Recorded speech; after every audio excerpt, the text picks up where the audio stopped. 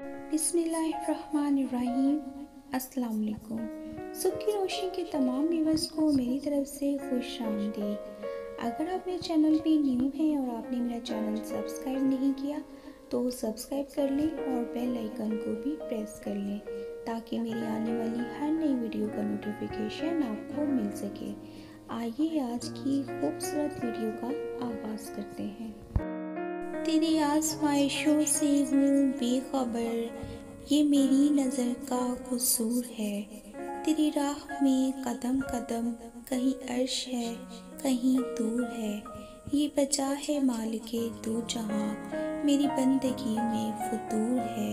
ये ख़ता है मेरी ख़ता मगर, तेरा नाम भी तो गफूर है। ये बता मैं तुझसे मिलूँ कहाँ, मुझे तुझसे मिलना ज़रूर है।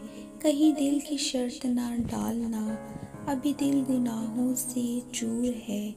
तू बख्श दे मेरे सब गुनाह, तू रहीम है तू गफूर है। जी व्यूअर्स, उम्मीद करती हूँ आपको मेरी आज की वीडियो बहुत पसंद आई होगी। लाइक एंड शेयर करना मत भूलिएगा और अपना बहुत ख्याल रखिएगा, दुआओं में याद रखिएगा। अल्लाह हाफिज़।